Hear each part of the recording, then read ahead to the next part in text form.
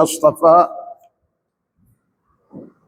خصوصا على سيد الرسل وخاتم الأنبياء وعلى آله وأصحابه وأزواجه وذرياته وأهل بيته أجمعين، أما بعد. قال النبي صلى الله عليه وسلم: بعد من أدرك أبويه الكبر أو أحدهما فلم يدخلاه الجنة. صدق رسول الله صلى الله عليه وسلم. إن التيا ريح الصبا يوما إلى أرض الحرم. إن التيا ريح الصبا يوما إلى أرض الحرم. بلغ سلامي روضة فيها نبي محترم. درود شریف.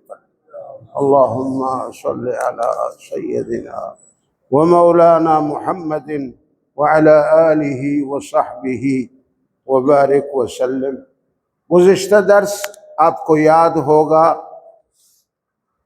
کہ جناب رسول اللہ صلی اللہ علیہ وسلم نے تین اشخاص کے لیے جبریل امین نے جو بددعا کی،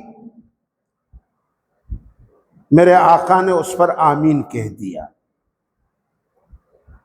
سب سے پہلے وہ بدنصیب جو رمضان کو پالے اور اپنے گناہوں کی مغفرت نہ کرا سکے۔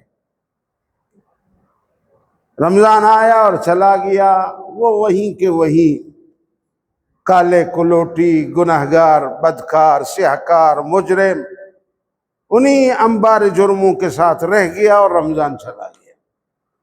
یہ بہت بدنصیب، جس پر حضرت جبریل نے بددعا فرمائی کہ اللہ کی رحمت سے یہ دور ہے جو رمضان کو پالے اور اپنا مغفرت نہ کرائے اللہ کے دربار میں۔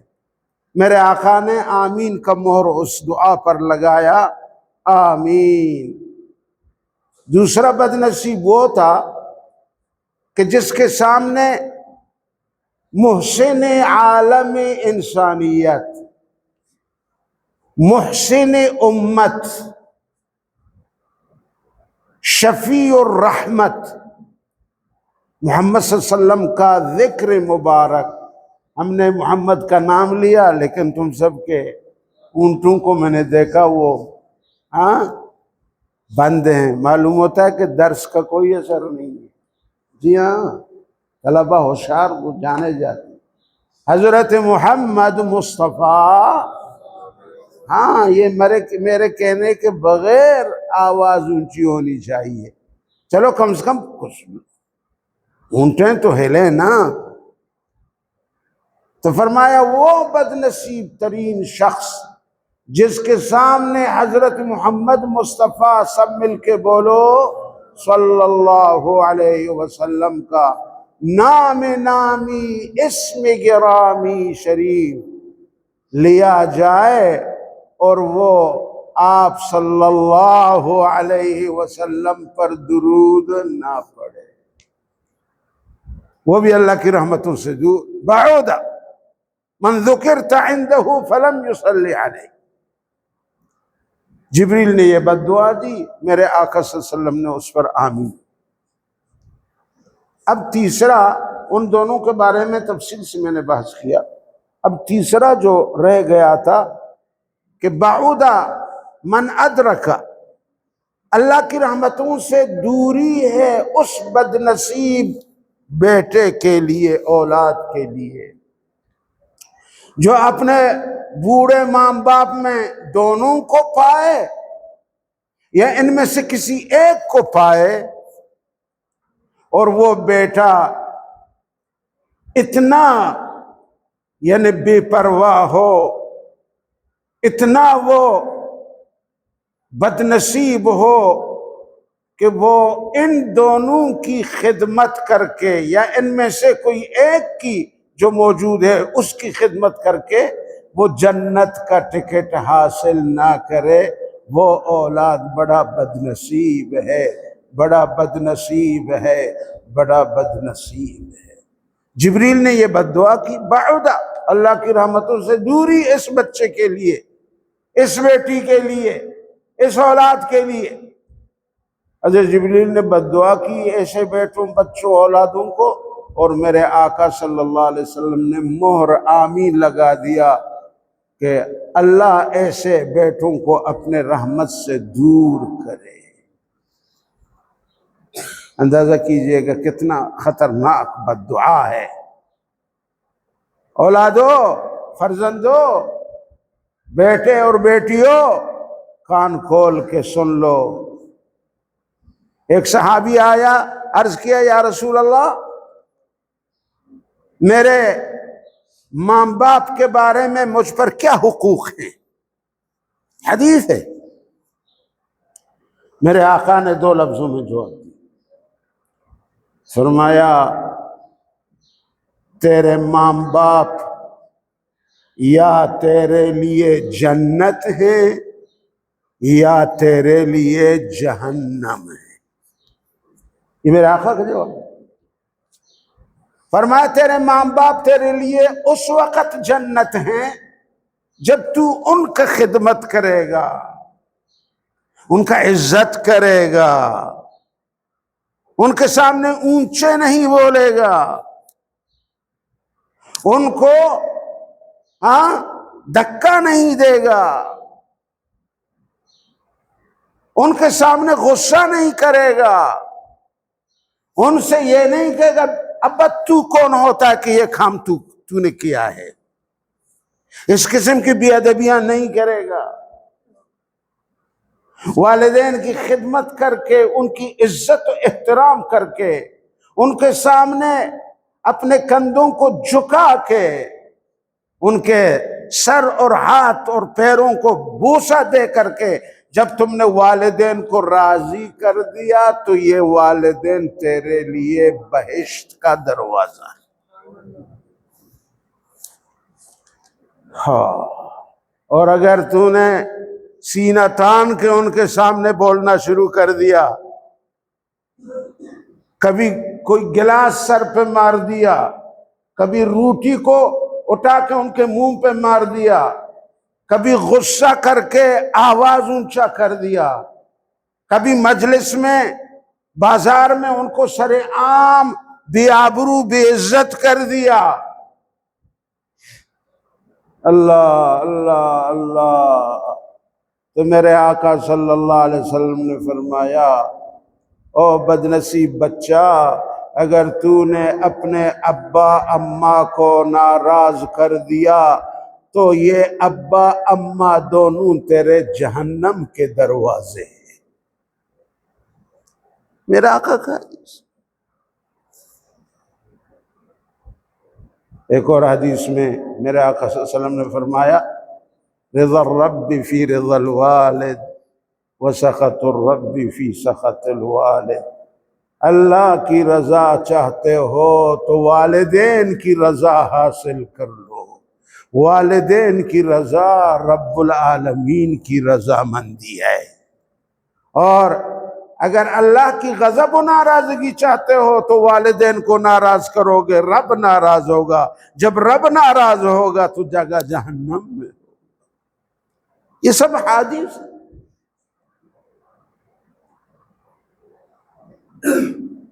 میرے آقا جناب محمد مصطفیٰ، اب تو عادت کر لو نا، ہوشیار شاگرد بنو۔ میرے آقا نامدار تاجدار مدینہ، آمنہ کے لال، عبداللہ کے گھر کا چراغ، عبد المطلب کے در یتیم، ساقی کوثر، ہادی محشر، شفیع المذنبین، رحمت للعالمین، امام الانبیاء، تاجدار مدینہ، احمد مجتبیٰ، جناب محمد مصطفیٰ، سب مل کے بولو زور سے بولو۔ میرے آقا نے فرمایا او فرزند، او اولاد، اگر تو احترام سے، اگر تو محبت سے، اگر تو شفقت سے اپنے اماں کی چہرے کو، اپنے ابا کے چہرے کو محبت و شفقت و عزت کی نگاہ سے ایک مرتبہ جب تم دیکھو گے اپنے والدین کی چہرے کو، اللہ فرمایا رب کی قسم میرے رب العالمین اتنا راضی ہوں گے او فرزند تجھ سے، ایک بار محبت کی نگاہ ان کی پیشانی کی طرف، والدین کی طرف دیکھنے سے اللہ تمہیں اجر و مزد و ثواب ایک حج قبول شدہ کی عطا کریں گے۔ یوں دیکھ لیا محبت سے، پیار سے، شفقت سے، بس وہ ابا کرسی پہ بیٹھا ہوا یا وہاں پر ہے،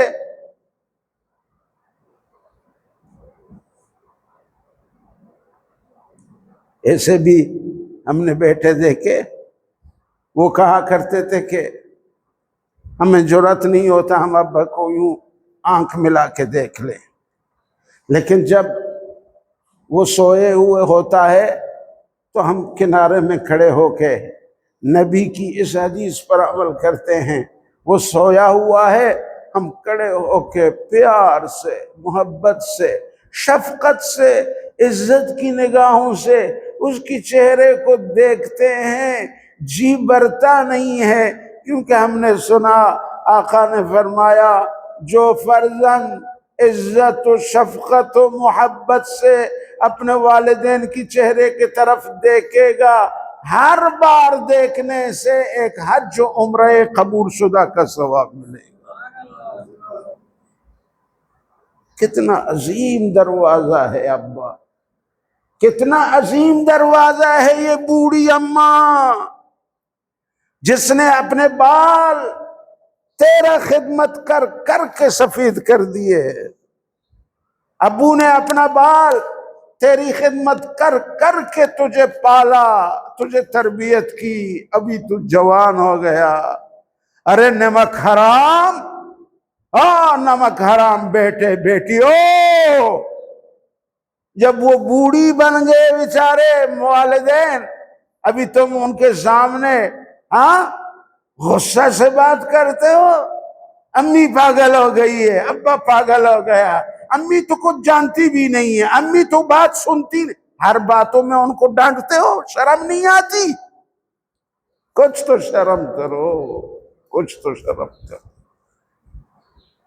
اللہ کی قسم جیسا تو اپنے والدین سے کرو گے تیرے بچے اولاد فرزند ویسا ہی تجھ سے معاملہ کریں گے۔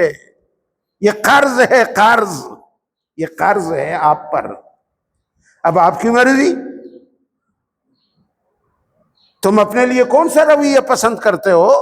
تم اپنے والدین سے جو رویہ کرو گے تیرے بیٹے بھی کھڑے ہو کے تیرے لیے وہی چیز کریں گے۔ میرے دوستو، میرے بھائیوں، میرے عزیزوں، بڑا نازک مسئلہ ہے۔ جبریل امین نے بددعا کیا کہ ایسے بچوں اولادوں کو جنت کا بو نہ ملے، اللہ کی رحمت نصیب نہ ہو، جو اپنے والدین کی خدمت کر کے ان کو راضی نہ کریں اور ان کو ناراض کر کے وہ دنیا سے چلے جائیں، اور یہ بدبخت بیٹا اپنے گدے کی سواری پر نیچے نہ اترے، وہی گدہ ہی گدہ رہے۔ ان کو میں بیٹا نہیں کہتا، یہ گھر کے سانپ ہیں، یہ گھر کے بچھو ہیں۔ کبھی کبھی والدین کی دل کو ایسا ٹھنس پہنچاتے ہیں جن سے والدین کی وفات واقع ہو جاتی ہے، ایسے بدبخت اولادوں سے۔ یاد رکھو، یاد رکھو، یاد رکھو۔ میرے آقا نے فرمایا، یہ حدیث بڑا خطرناک ہے، میرے آقا نے فرمایا اللہ شرک کو معاف کر، اللہ شرک کے علاوہ شرک کو چھوڑ دو تو اس کی معافی نہیں ہے، اس پہ اٹل اعلان ہے، ان اللہ لا یغفر ان یشرک بہ۔ لیکن اگر بیٹا شرک کے علاوہ کوئی بھی گناہ کرے، اللہ چاہے گا ان بیٹے بیٹیوں کو معاف کرے گا، اسی دنیا میں معاف کرے گا، شرک کو نہیں، جب تک توبہ نہ کریں۔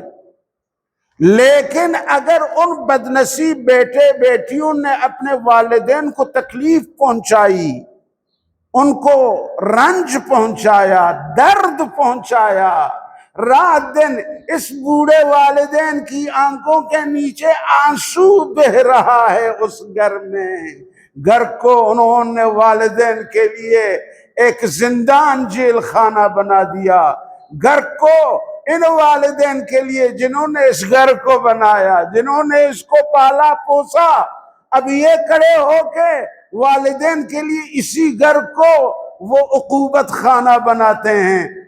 میرے نبی نے فرمایا ہر مجرم کی جرم کو شرک کے علاوہ اللہ معاف کرتا ہے، لیکن والدین کو تکلیف پہنچانے والے جو اولاد ہوتے ہیں، ان کو جب تک اس دنیا میں اللہ سزا نہ دے، رسوا نہ کرے، اللہ ان اولادوں کو موت نہیں دیتا۔ مرنے سے پہلے ضرور وہ رسوائی دیکھیں گے، ضرور۔ اس لیے ان باتوں کو سادہ نہ سمجھو، ان باتوں کو ایسے ویسے باتیں نہ سمجھو۔ میرا دعا ہے کہ اللہ تعالیٰ میرے اور آپ کے بیٹوں کو صالح فرمائے، فرما بردار فرمائے۔ اللہ اکبر۔ میں اپنا واقعہ بیان کرتا ہوں، اپنا میری ذاتی واقعہ ہے۔ میں پڑھ رہا تھا کسی مدرسے میں، تو میں چوتھے جماعت کو پہنچا ہوا تھا، اور میں تازہ جوان ہو گیا تھا، داڑھی مونچھیں نکل آئی تھی۔